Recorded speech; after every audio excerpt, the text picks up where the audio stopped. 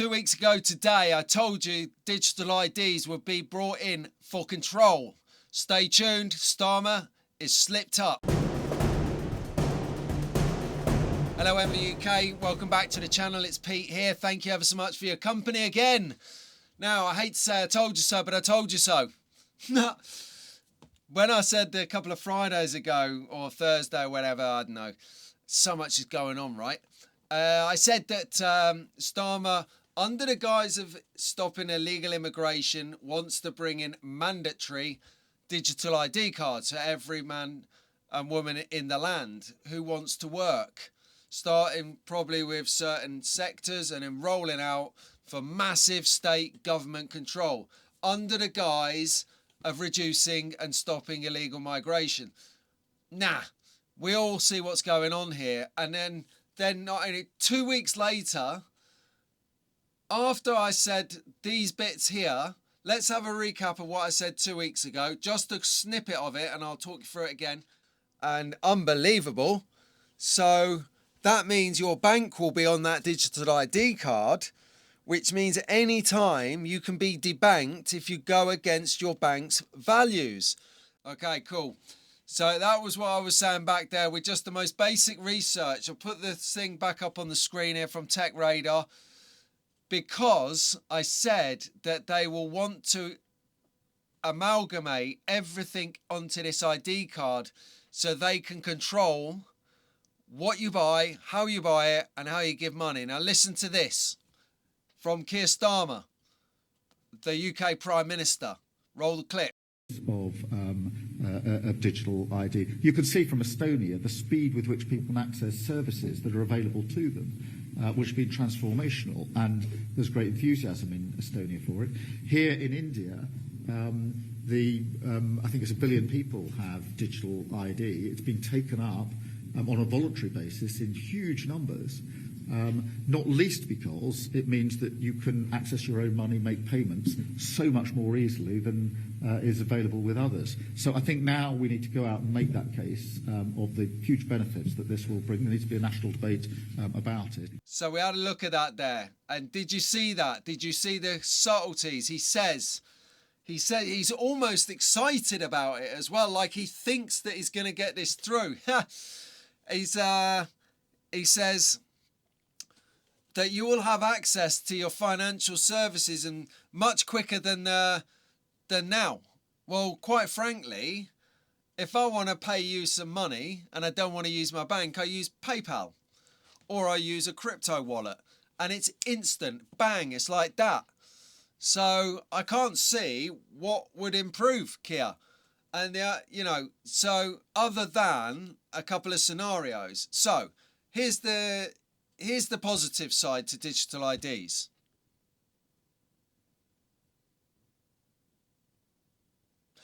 And here's the negative side to digital IDs. Firstly, all your data, your financial data, your legal data, your medical data, your whatever data is stored on this one digital ID card within a central mainframe server. Well, didn't they get hacked 2 years ago, forcing a covert operation to bring in 24,000 Afghans from the province here, house them, benefit them, lot them? We didn't even know about it because they were embarrassed that they got a data breach at GCHQ. Incredible, lacks data. So that in itself should be a deal breaker. Anyway, next thing you've got to be concerned about is your values. Now, if your values don't align with what the government are spewing out via the MSM mainstream media, you got problems. Problems, because what they'll do is what they did to Nigel Farage, Katie Hopkins, Tommy Robinson, whoever else. They debank you, so you can't get a job because you need a bank. You can't get a place because you need an address. You can't function in society because you have no access for banking or taking and sending money officially by a bank. So you're then limited to what you can earn, i.e. suppressing you because you have no finance to do things you want to. It's called debanking. And that worries me because it's not just the fact that listen to me. I speak out about all sorts of people all the time. I am a prime candidate to be debanked. So that's of concern. But then here's another bit of concern as well. So imagine this. Imagine that a lot of us have kids. A lot of us have kids that are grown up. A lot of us have kids that are grown up that want to borrow some money now and again. You know, Dad, can I borrow 100 quid? Tide me over to the end of the month. I'll give it to you back. I'm just short because it was someone's birthday. I wanted to do the right thing. Yeah, absolutely. There you go, son. I'll transfer you 100 quid over in your bank account, right? No. What happens if the government have already decided that your child doesn't agree with their values and therefore puts a block on me sending my son or daughter money because they don't want them to be funded for whatever they seem to be accused of? Now, you could say that can be regulated and that could be officious, but what happens, right? We're just on the verge of having blasphemy laws back in the house. We got rid of these in the 60s, 70s, whenever. And now, because of the fucking sensitive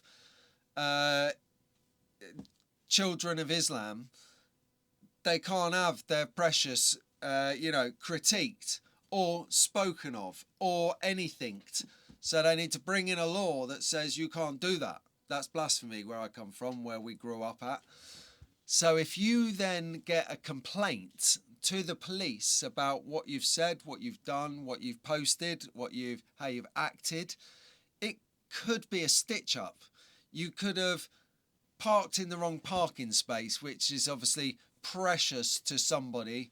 They've turned around and they've called the police and said that you're hateful. There you go.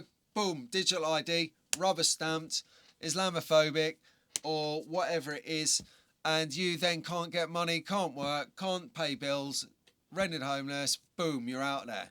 So this isn't game. This has nothing to do with illegal immigration, because it would have been brought in many years ago when we started developing a problem. Now, the problem's always been there, but it's just gone into a different fashion now. So anyway, I digress there slightly. Back on point.